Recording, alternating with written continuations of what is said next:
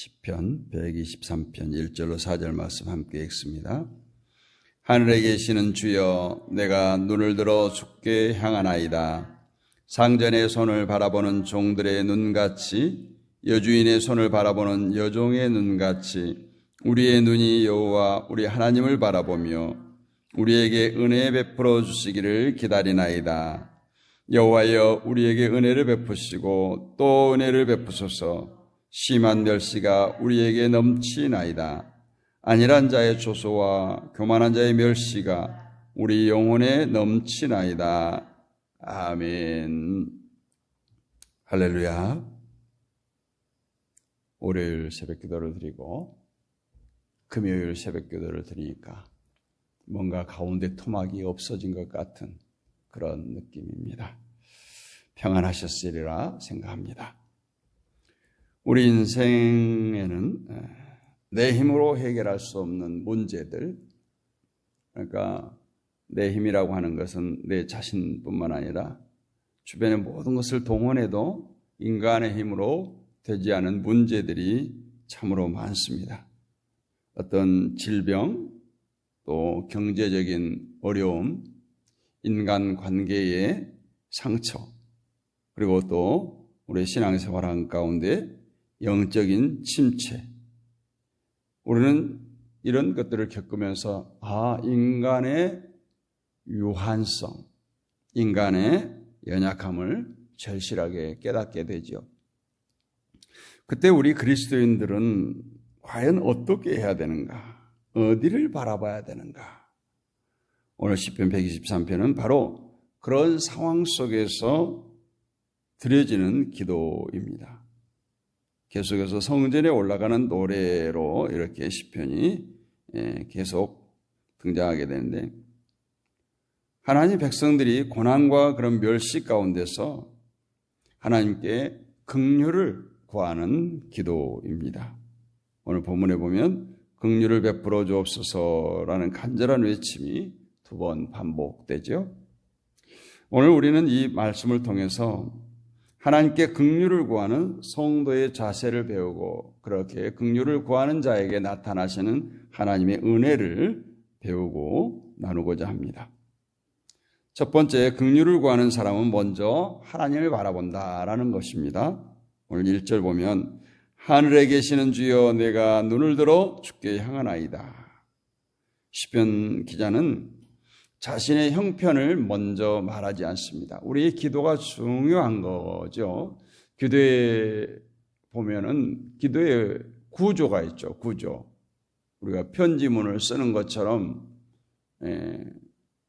하나님 아버지, 이 기도를 받으시는 수신자를 먼저 우리가 부르고, 그 다음에 대부분의 과거에 지나온 시간의 은혜, 또 회개, 간구, 그리고 예수 이름으로 아멘, 이렇게 기도의 구조가 되어 있죠. 오늘 시편 기자는 자신의 형편을 토하지 아니하고 문제를 먼저 말하지 않습니다. 사람을 바라보지 않습니다. 그는 먼저 하나님을 바라봤다. 하나님을 눈을 들어 하나님을 바라봤다라는 거예요.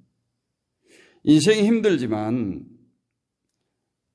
또 그런 어려움에 처하게 되면 당연히 우리 인간은 가장 가까운 도움을 구하게 됐습니다. 그러니까 눈에 보이지 않은 하나님보다도 눈에 보이는 그 누군가를 찾고 의지하게 되죠. 환경을 바라보고 문제를 바라보고 상처를 바라봅니다. 그러나 오늘 시편 기자는 눈을 들어 하나님을 바라봤습니다. 왜 그렇는가? 눈을 들어 하늘을 바라본 이 시편의 기자는 하나님이 그곳에 계심을 알았고, 문제보다 하나님이 크심을 알았고, 환경보다 하나님이 높으심을 알았습니다. 사람이 해결할 문제는 수다합니다. 그러나 하나님께서 해결하지 못할 문제는 아무것도 없습니다. 우리가 아브라함의 믿음을 한번 보세요. 아브라함은 100세가 되도록 아들이 없었습니다. 그것도 하나님께서 주심하고 약속한 아들이 25년 동안 전혀 인간적으로 희망이 없었습니다. 그러나 그는 자신의 몸을, 자신의 환경을, 자신의 어떤 생리적 현상을 바라보지 아니하고 오직 하나님의 약속을 붙들고 약속을 바라봤던 것입니다. 그 결과 약속의 아들 이삭을 얻게 되죠. 믿음은 문제를 바라보는 것이 아니라 그 수많은 문제 속에서도 하나님을 바라보는 것입니다. 우리가 베드로의 경험을 보도 잘 알 수 있잖아요. 베드로는 유일하게 제자 중에서 물 위를 예수님과 함께 걸었던 사람이에요. 그는 예수님만 바라볼 때, 예수님을 의지할 때 물 위를 걸을 수 있었습니다. 그러나 바람과 파도를 바라보고 마음에 두려움이 생기는 순간 물에 빠지기 시작하죠. 우리도 마찬가지입니다. 여러분, 환경을 바라보면 두렵습니다. 무섭습니다. 그러나 주님을 바라보면 믿음이 생깁니다. 오늘 또 우리가 환경을 바라보거나 그 어려움에 허덕이지 않고 우리의 눈이 사람을 향하는 것이 아니라 하나님을 향하기를 원합니다.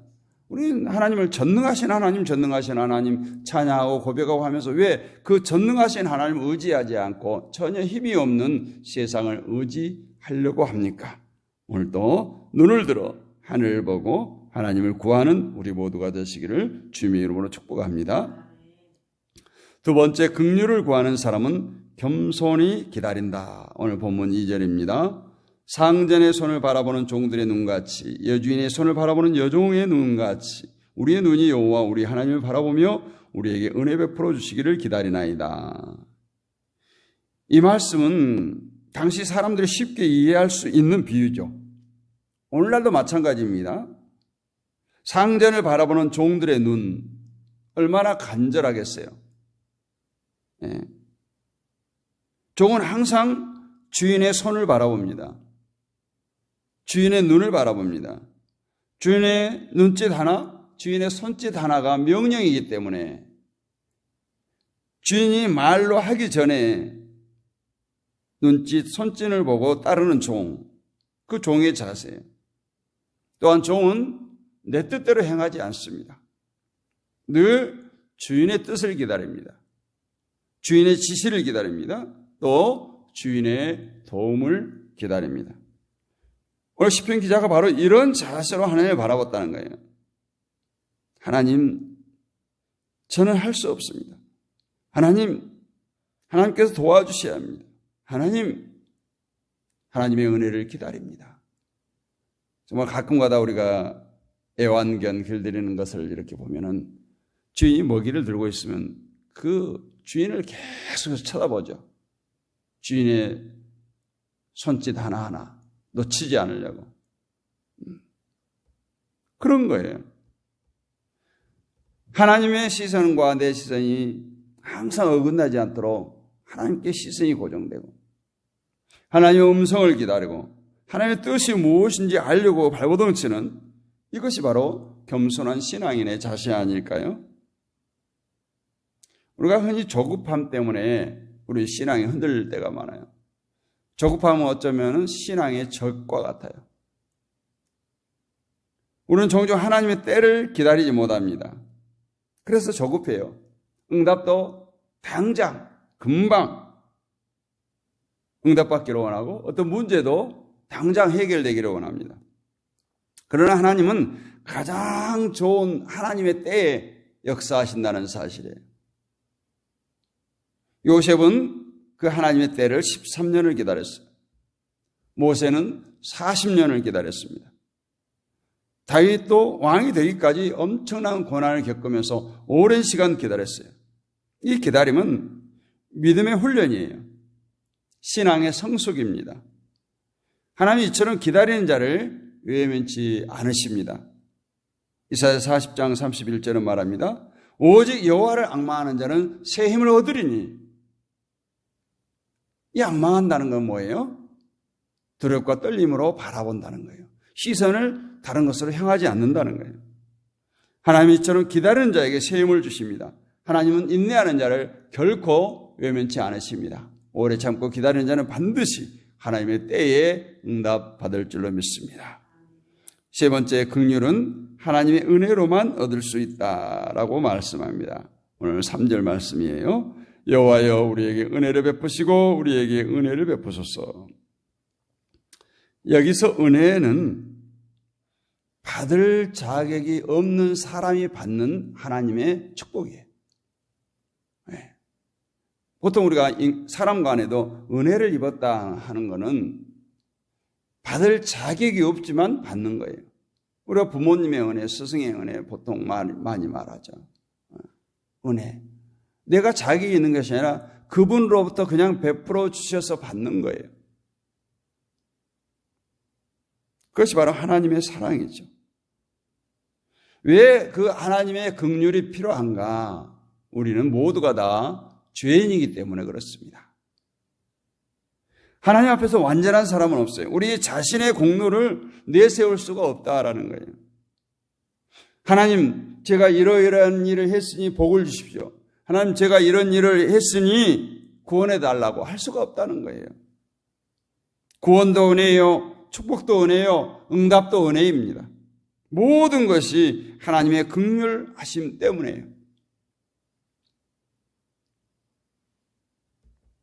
세리의 기도가 나오죠. 예수님께서 말씀하신 세리가 어떻게 기도합니까? 나를 불쌍히 여기소서 나는 죄인이로소이다. 이 말씀은 무슨 말이에요? 주님의 은혜를 받기에도 부족한 사람이라는 거예요. 그 기도를 하나님께서 기뻐 받으셨어요. 왜냐하면 자신을 의지하지 않고 오직 하나님의 긍휼만을 의지했기 때문에 그렇습니다. 십자가의 긍휼의 완성, 증거.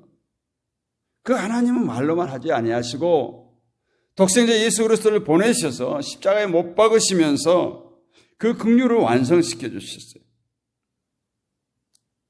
우리가 받을 심판을 예수님께서 대신 받으셨어요. 우리가 받아야 할 형벌을 예수님께서 대신 당하셨어요. 그래서 우리는 하나님의 긍휼하심으로 하나님의 자녀가 된 거예요. 하나님을 아버지라고 부르셨어요. 긍휼은 우리의 희망이요, 긍휼은 우리의 생명입니다.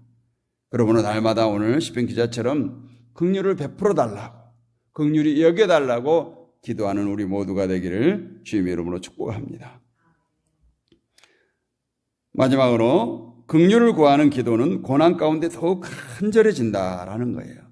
그러니까 이 사도 바울의 고백처럼 고난이 유익되고 시편 기자가 고백했죠. 고난이 유익이 되는 것은 뭔가?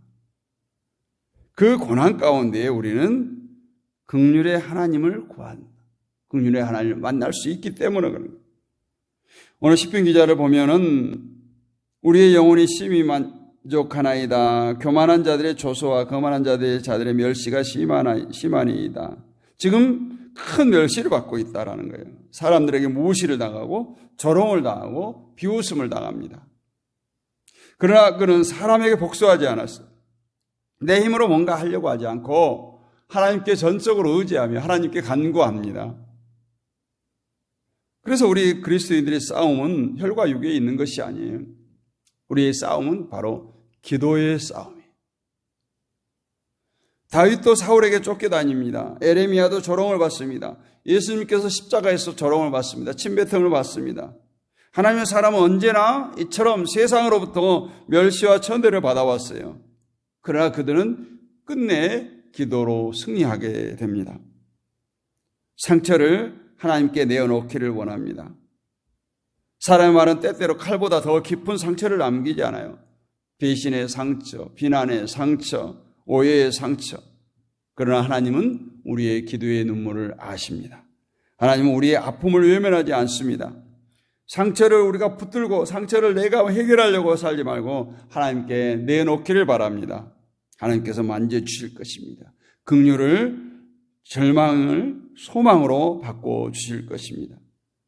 하나님의 긍휼이 임하면 어떤 변화가 생깁니까? 눈물이 기쁨으로 바뀝니다. 절망이 소망으로 바뀝니다. 상처가 간증으로 바뀝니다. 고난이 축복으로 바뀝니다. 여러분, 오늘 시편 123편은 우리에게 4가지 정도의 교훈을 주고 있습니다.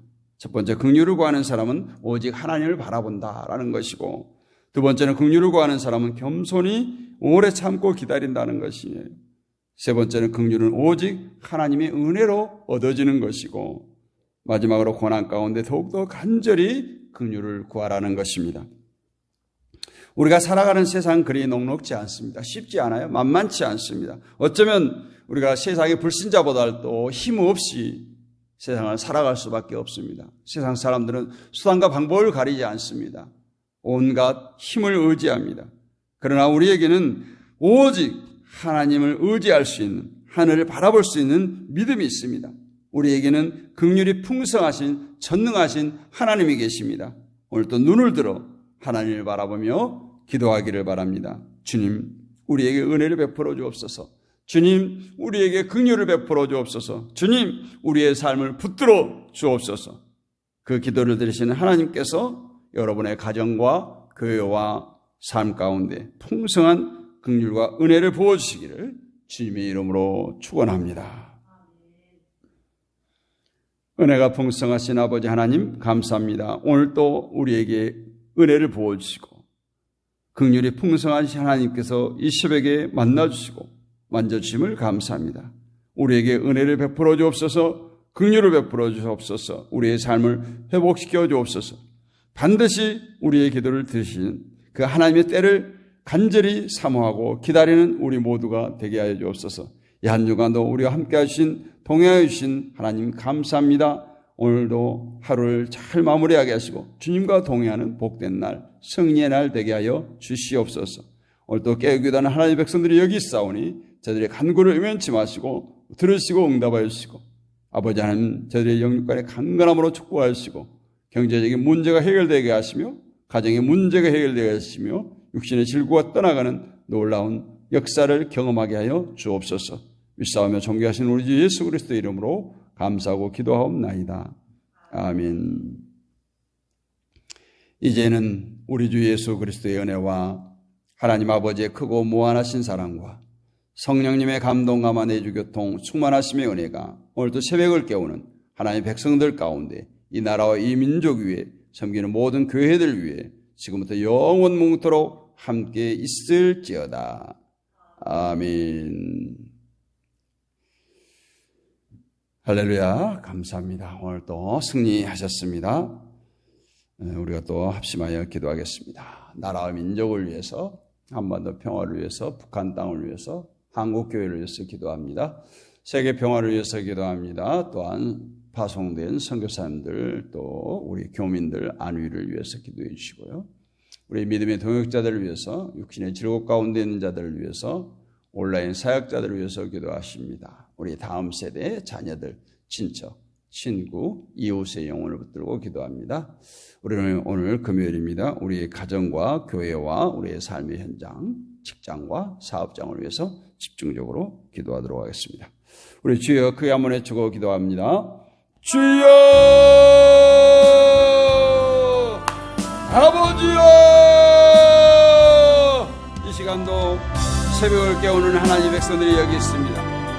이 한 주간도 주님을 바라본 달려온 하나님의 백성들이 여기 있습니다. 또한 마음의 선한 소원을 품게 하시고 하나님의 뜻을 알아가게 하시며 날마다 간구하여 부르짖는 우리의 기도의 소원을 하나도 땅에 떨어지지 않게 하옵시고 하늘 보좌를 움직이는 의의 강구가 되게 하여 주옵소서.